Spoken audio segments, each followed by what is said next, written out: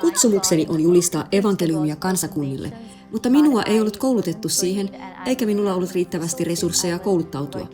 Työskentelin radiossa Pakistanissa, mutta tämän vuoden helmikuussa evankeliointitiimi tuli ja he kouluttivat minut, varustivat minut ja antoivat minulle ne työkalut, joita tarvitsen julistaakseni evankeliumia selkeästi ja voimallisesti. Koulutuksen jälkeen rukoilin ja minulle tuli palava kaipuu jonakin päivänä päästä osaksi tuosta evankeliointitiimiä. Mentorini Kaisa Fisher oli silloin Pakistanissa kouluttamassa meitä, ja kun koulutuksen jälkeen rukoilin, Jumala puhui hänelle ja hän otti minun myöhemmin yhteyttä ja sanoi, Jumala puhui minulle sinusta ja haluaisin kutsua sinut mukaan tiimiin. Minä voin tukea sinua. Oletko valmis? Olin valmis lähtemään, joten päätin lähteä mukaan Keniaan julistamaan evankeliumia lapsille ja nuorille. Tämän Kenian evankeliointimatkan aikana olen nähnyt, kuinka Jumalan voima on toiminut sisälläni ja kauttani, ja haluan jakaa yhden kokemuksen poikien lukiosta, jossa julistin ensimmäisen kerran.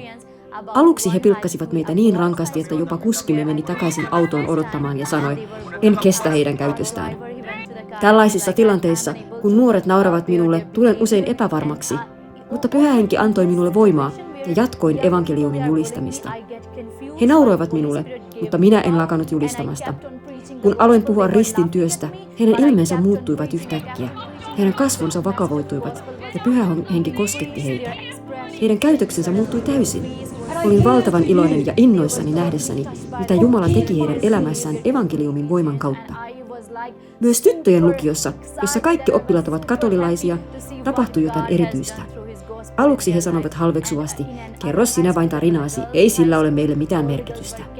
Mutta kun tarina alkoikin koskettaa heidän omaa elämäänsä, he liikuttuivat, heidän silmänsä täyttyivät kyynelistä, ja lopussa he iloitsivat suuresti ja juoksivat jopa meidän perämme, eivätkä halunneet päästää meitä lainkaan lähtemään.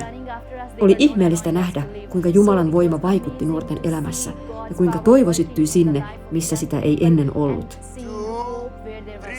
Sano Jeesus! Sano! Herra Jeesus Kristus, minä uskon, sinä olet Jumalan poika.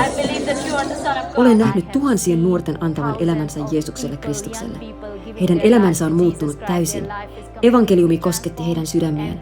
Heidän silmissään oli kyyneleitä, mutta sydämessä iloa. Eikä vain he tulleet kosketutuiksi. Myös minä itse muutuin täysin.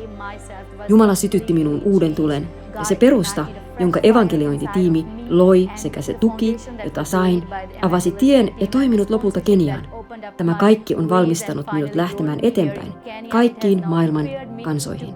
Ja minä tulen julistamaan evankeliumia viimeisen hengenvetoni asti. Minä julistan evankeliumia niille, jotka eivät ole sitä vielä kuulleet. Minä palan ja elän Jeesukselle, jotta ihmisjoukot saavat tulla tuntemaan hänet.